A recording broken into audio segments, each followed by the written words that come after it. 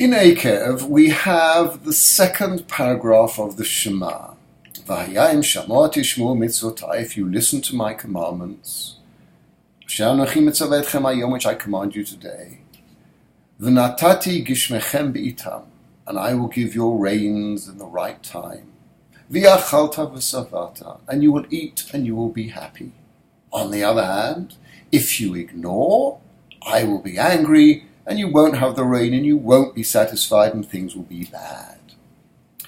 Now the question is this what we understand as reward and punishment? That God rewards us for our actions and punishes us if they're bad actions, rewards us if we're good, and punishes us if we're bad.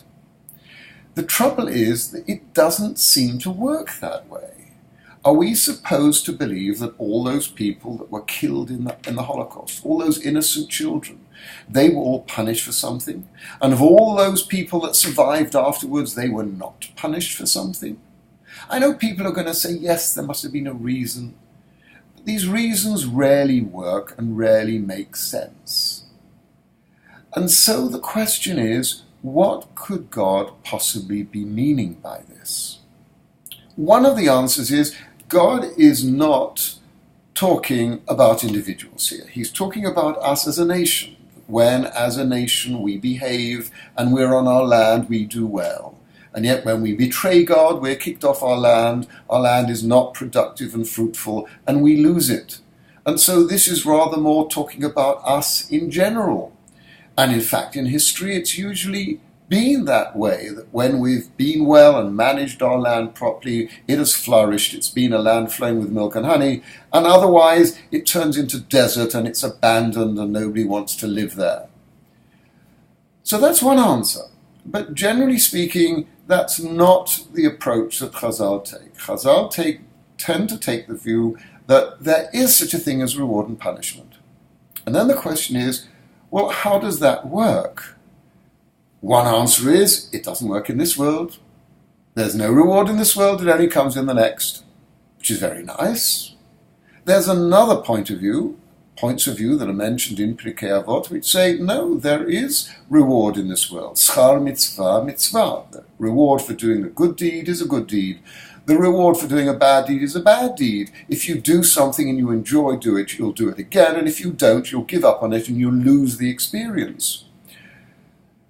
And there are also people who say, anyway, you shouldn't be like somebody who serves a master for reward. You should do it because it's the right thing to do or because it's beneficial in some spiritual way.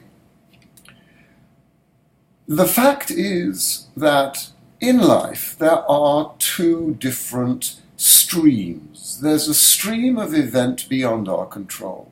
A drunk driver comes in the other direction. Or somebody randomly sprays a gun at a crowd.